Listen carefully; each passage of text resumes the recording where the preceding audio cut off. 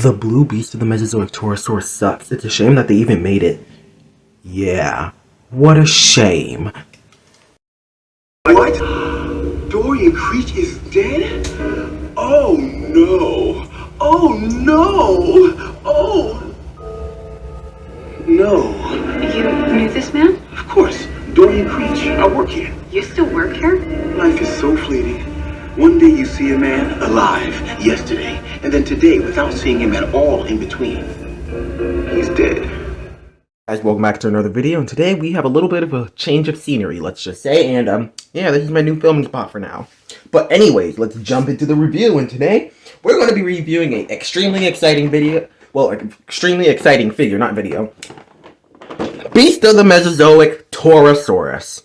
And I have been waiting to do this one for quite a while, so let's jump in. First, let's start with the packaging, which let me just adjust my camera a little bit. There you go. Oh man, let me just put it back up a little bit. There you go. Anyways, so first we can have a nice render of the torosaurus over here. Then we have the torosaurus in there, of course. And then if we turn it to the back, we have this little slip-on thing saying there's a card. But we can see all the other figures. And which wave is this? This is wave 3, okay. Which means there's also the Xenoceratops, the Albertoceratops, the Utaceratops, Triceratops, Pentaceratops, Sinoceratops, and Torosaurus. But yeah, if we turn this back around, here it is, our Torosaurus, which I've decided to name Gus. But anyways, let's actually get this guy out of the packaging. So we just gotta cut this open over here. Actually, I think I may want to open it from the front, actually. Okay, yeah, there you go. Just gonna want to cut right there. Get that open.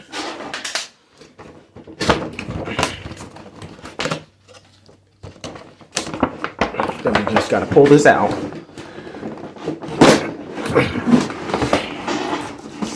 And oh boy, this thing is massive. So here it is. Now all we gotta do is get all the stuff out of the packaging, which first, let's try and get this tail out. Actually, I don't know what we're gonna start with first. Let's try to cut this first. Which I see is not gonna cut because those are metal. I'll just cut back to whenever I get this guy out of its restraints. So there we go. We got our Torosaurus out of the box, which let me just adjust its feet real fast so that it actually can stand. Hopefully, there you go. But first, before we take a look at our Torosaurus, we must take a look at this right here. Let me just open that up. Which is two things. First, it's the card, which looks very nice in my opinion. And we have some facts about Torosaurus on the back, which I can put that alongside my other card. Then also we have the instructions on how to add on the tail, which you probably should listen to this, but I'm not going to. Unless it doesn't work, then I'll actually use these instructions. But let me just clip on this nice little tail. Okay, I finally attached the tail. I did have to use the instructions, aka just warm up the water and put it in there. And it actually, the water does have to be quite hot for it to work. But anyways, let's get into the review. This is a very nice figure. So first let's start with the head, which has lots of nice detailing on it. Very nice blue coloration on the whole body, but also on some nice yellows on the beak. Some very sharp horns. And a smooth frill. Lower jaw with jaw articulation, but we'll get to that later. Then we have blue, nice scaly skin with some nice black patterns as well. And also the kind of enlarged scales are actually kind of more of like a purpley blue. It stands out way more in person than on the figure. And then we go into its nice little tail with a little bit of a white tip.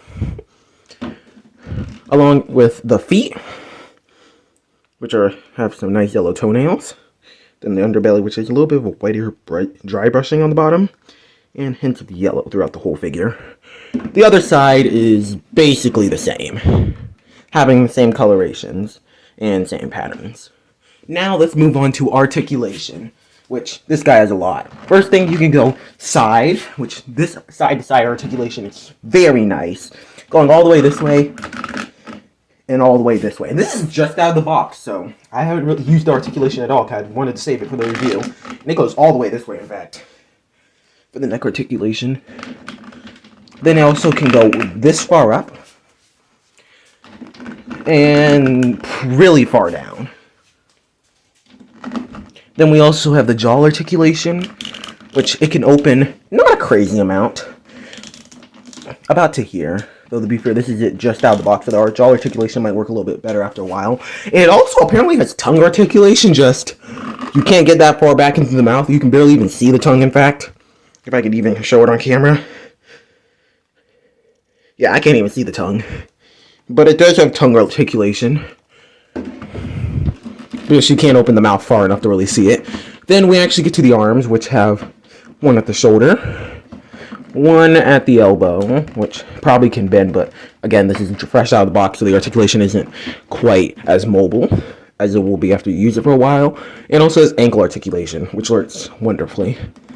It also has torso articulation, which actually moves. My Cyclops torso articulation actually doesn't work, so it's nice that this one does. And then leg articulation, which goes forwards, very far forwards in fact, and also very far backwards, along with some pretty nice right here in the calf. And we have two in the ankle kind of for the foot, which can swivel around. Then we also have the tail on just one singular joint, up, down, side to side. But yeah, I do want to fix this thing's posture real fast before we move on with the review. Okay, so I got it in a pretty neutral position, and from the tip of the horns to all the way back to the tip of the tail, it's about 18 inches, which is absolutely massive. And in height, to the top of the frill is about 8 inches, while to the hip, it is about 6 inches. Well, that's very big. Now let's actually compare it to some things. First, let's compare it to my first beast of the Mesozoic figure, the Cyclops, which it gets absolutely demolished in size. Next, let's compare it to the Habitat Defender Triceratops, which they're kind of similar in size, actually. Though the torosaurus is bigger, just by a bit. They actually go head in head pretty nicely. And you can also see how the Jurassic franchise makes ceratopsian tails quite a bit long. Like, for example, Torosaurus' tail is really short, Triceratops is pretty long. Also, this figure is, like, solid, very heavy, while this guy is completely hollow and very light, though. But these are still both really nice figures. Next, let's compare it to Hammond Collection Tyrannosaurus, which pairs up extremely nicely with this figure. Being that the Torosaurus actually works really nice with this figure, and I think they would have a pretty nice fight. Next, let's compare it to the Metriacanthosaurus, mainly just because it fell off my shelf when I was grabbing the T-Rex. But tell human figure. Yeah, here's the Metriacanthosaurus, and which, in my opinion, looks very nice all compared to the Torosaurus. So anyways, here is it compared to My final opinion on this figure: I recommend get it immediately. Yeah, pretty much a bit pricey, but Torosaurus. I say it's well worth it.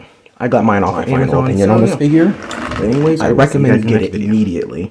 Goodbye. And, yeah, it's a bit pricey, but I say it's well worth it. I got mine off of Amazon, so yeah. But anyways, I will see you guys in the next video. Goodbye.